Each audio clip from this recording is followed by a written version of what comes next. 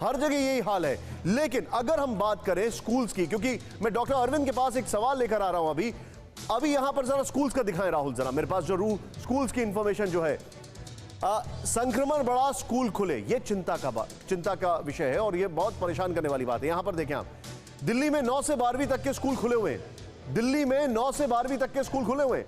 हरियाणा में 1 से 8वीं तक के स्कूल खुले हुए हैं। Beautiful graphics. Next, Madhya Pradesh में 9वीं से 12वीं तक के लिए स्कूल खुले हुए हैं। उत्तर प्रदेश से 6ठी से 12वीं तक के स्कूल खुले हुए हैं। उत्तराखंड में 6ठी से 11वीं तक के स्कूल खुले हुए हैं। बिहार में 6ठी से 8वीं तक के स्कूल खुले हुए हैं। गुजरात में 9वीं से 12वीं तक के स्कूल खुले हुए हैं। राजस्थान में 6ठी से 8वीं तक के स्कूल खुले हुए हैं।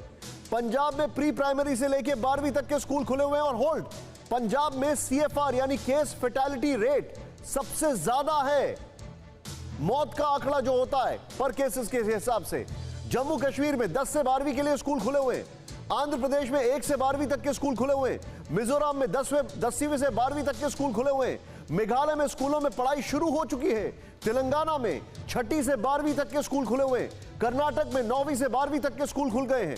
ये क्या है? What is this? इस ग्राफिक्स के साथ सीधे मैं अरविंद सर के पास आऊंगा। अरविंद सर, मेरे लिए जो सबसे ज्यादा शॉकिंग चीज है वो ये है कि सर, हम इंटरनेशनल स्टडीज को क्यों नहीं मान रहे? यहां पर इस कंट्री में इंटरनेशनली क्लियरली ये बताया गया है कि जो छोटे बच्चों के स्कूल हैं उनमें कोरोना का जो इन्फेक्शन है वो ज्यादा नहीं हो रहा है, बनस्पत इसके कि 5वीं या 6ठी या 7वीं 8वीं क्लास के बच्चों के ऊपर की जो क्लासेस हैं वहां से कोरोना ज्यादा स्प्रेड आउट हो रहा है। सेकेंडरी स्कूल से ज्यादा फैल रहा है कोरोना, प्राइमरी स्कूल से फिर भी कम फैल रहा है। यहां पर हम देख रहे हैं कि इन्होंने सेकेंडरी स्कूल ही खोल दिए।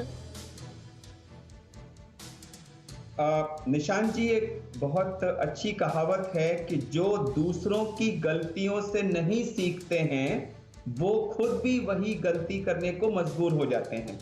तो मेरे हिसाब से, और ये मैं 1 महीने से मुझे इस चीज का अंदेशा था कि जिस तरह से हम नियर नॉर्मल की तरफ भाग रहे हैं बिना किसी सोच विचार के, ये सोच के, इस गलतफहमी में कि हमने तो कोरोना को कंट्रोल कर लिया, तो इस गलतफहमी में ट्रंप साहब भी थे, यूरोप के लीडर्स भी थे, वहां की पब्लिक भी थी और उन्होंने भी यही सब किया।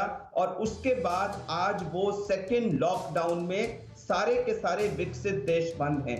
हमने अनफॉर्चुनेटली उनकी गलती से अभी तक ऐसा लग रहा है कि शायद सीखा, लेकिन उसको कहीं प्रैक्टिस नहीं किया और पूरे देश में एक नियर नॉर्मलसी का माहौल बन गया है या बना दिया गया है।